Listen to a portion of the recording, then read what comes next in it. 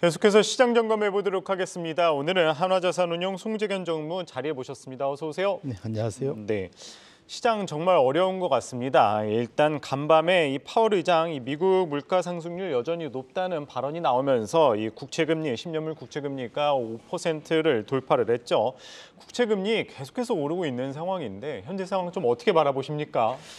기본적으로 이제 우리가 보는 것이 이제 시장 금리라고 하죠. 이제 명목 금리라고 하는데 이 명목 금리는 실질 금리와 물가에 대한 기대 증가율 이것의 합으로 보통 우리가 알고 있거든요. 예. 근데 작년 같은 경우는 인플레이션이 엄청나게 올라가면서 거기에 대한 기대감 때문에 우려 때문에 이제 명목금리, 시장금리가 올랐다면 예. 이번에 올라가는 건 실질금리가 지금 올라가고 있거든요. 왜냐하면 지금 우리나라나 유럽은 좀 그렇지만 미국은 워낙 경기가 좋다 보니까 미국의 10년물 금리가 실질금리 기준으로 지금 올라가고 있거든요. 그래서 지난주 발표됐던 소위 이제 소매 판매, 그다음에 고용 뭐 상당히 좋지 않습니까? 그리고 과열 심지어 얘기까지 나오고 있기 때문에 이런 것 때문에 실질금리가 올라간다는 측면에서는 걱정이고 플러스 지금 지난주에 발표됐던 CPI 상당히 강하게 나왔죠.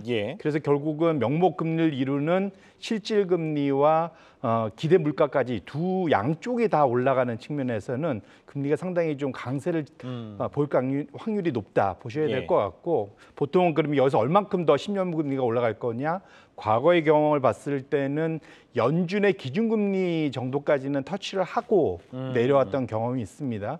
그렇게 보면 지금 현재 연준의 기준금리가 5.5 상단이고 혹시 1월 달에 한 번 더 올라간다면 5.75까지도 열어놔야 된다면 현재 지금 뭐 미국의 10년물 금리가 뭐 16년 만에 5%를 뚫었다 뭐 이런 얘기 있지만 앞으로 위에 상단을 적어도 50bp에서 75bp를 더 열어두는 그런 여유, 예상 이런 게 필요할 것 같습니다.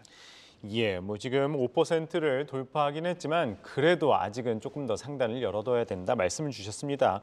이렇게 국채금리 고공행진할 경우 아무래도 시장에 영향을 받을 수밖에 없을 것 같아요. 뭐 구체적으로 어떻게 시장에 영향을 미칠까요?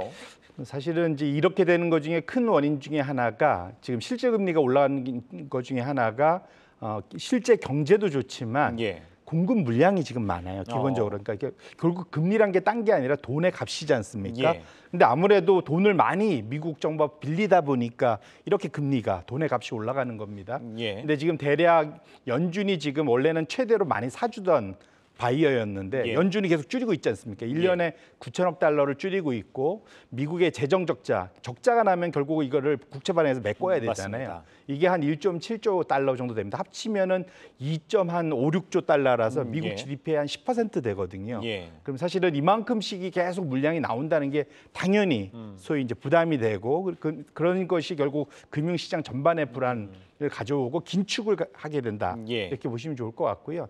다만 여기서 긍정적인 걸 찾자 이렇게 시장이 자체적으로 시장 금리를 올려서 긴축을 하면 연준의 할 일을 조금 덜어줍니다. 그러면 연준이 기준금리를 더 올리는 속도를 낮추거나 적어도 현재의 수준을 유지하거나 조금 낮출 수 있는 여유를 준다는 측면에서 그나마 불행 중 다행은 연준한테 좀 정책 룸을 준다는 측면을 이제 긍정적으로 볼 수 있을 것 같습니다. 뭐 어찌 됐든 간에 이런 국채금리 공공행진은 결국엔 이 미국의 이 긴축 장기화를 또 불러일으킬 것 같습니다.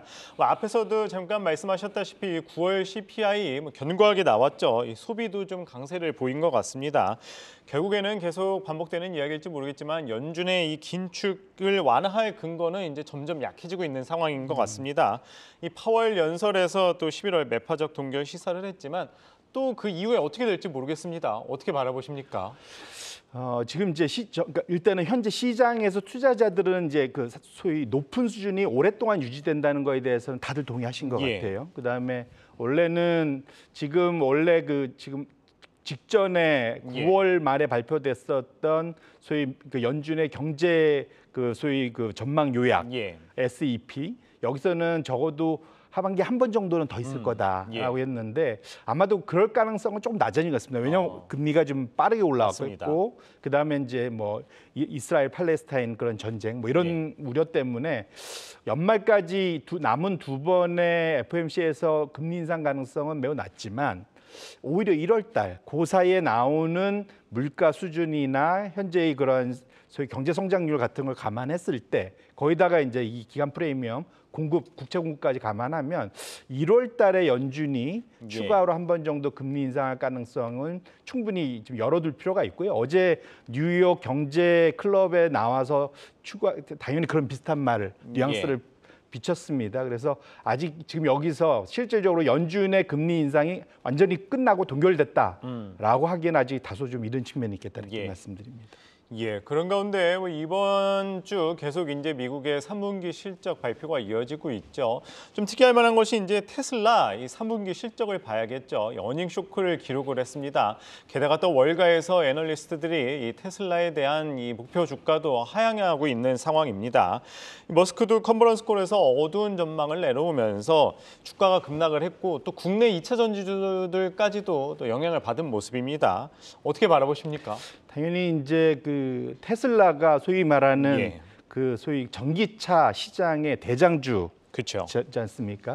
그 2차 전지의 소위 그걸 받아다가 조립해서 생산을 해야 되니까 당연히 테슬라의 물량이나 가격 그런 경쟁 뭐 이런 것들이 당연히 화두가 될 수밖에 없는 상황이고요. 우리가 확실히 여기서도 볼 수 있었던 것 중에 가장 큰 게 뭐냐면 테슬라조차도 그렇게 잘 나가던 테슬라조차도 고금리 환경을 벗어나지 못한다. 이게 무슨 말이냐면 이런 고가의 내구재죠. 사실은 자동차가 좀 특히 전기차가 좀 비쌉니까? 이런 거를 캐시 현찰 들고 그냥 바로 가서 살 수 있는 소비자는 없을 겁니다. 대부분 이거는 그 할부 이자를 내면서 나눠서 사잖아요. 그러니까 근데 최근 들어서 이런 자동차 할부 금리가 당연히 이런 시장 금리가 올라가면서 같이 급등을 많이 하고 있습니다. 그러다 보니까 소위 소비자들 입장에서는 이자 부담을 감안하면서 이걸 사야 되기 때문에 아무래도 이제 수요가 줄 수밖에 없는 이런 환경이다. 결국은 테슬라도 이런 벽을 넘지 못한다는 걸 봤을 때는 여전히 저희가 너무 낙관적으로만 보기에는 좀 어려움이 있는 상황이다 이렇게 말씀드립니다. 국내 시장도 한번 살펴봐야 될 것 같습니다. 정말 어려운 시장인 것 같습니다. 변동성이 큰 상황에서 오늘 코스피 2,400도 붕괴됐고 다행히 오전장 큰 하락세였다가 낙폭을 만회한가 싶더니만은 또 장 마감으로 갈수록 다시 하락폭을 키웠어요. 예측할 수 없는 시장 상황인데 다음 주 시장 전략 좀 어떻게 가져가면 좋을까요? 결국은 지금 상황에서는 특정 업종이나 뭐 이런 것들을 바라본다기보다는 지금 결국 금리와의 싸움입니다. 그러면은 주식 투자하시는 분들 입장에서는 그 주식을 샀을 때 담보할 수 있는 확실한 건 배당밖에 없어요. 그렇게 놓고 보신다면 지금 우리나라 지금 10년물 국채금리가 지금 4.3% 정도 되지 않습니까? 적어도 4%를 넘는 배당 수익률을 줄 수 있는 그런 고배당 종목 집중하실 필요가 있고요. 다만 그 종목들이 그 사이에 꾸준히 배당을 잘 줬는지 그다음에 혹시 부채는 많지 않은지를 꼭 같이 체크하시면서 투자할 필요가 있겠다 말씀드립니다. 알겠습니다. 정말 이 변동성이 큰 시장 상황입니다. 시장 향방 예측할 수 없는 상황에서 그래도 좀 고배당주 쪽을 좀 눈여겨봐야 된다 말씀 주셨습니다. 네, 오늘은 하나자산운용 송재경 전무 이야기 들어봤습니다. 말씀 고맙습니다. 고맙습니다.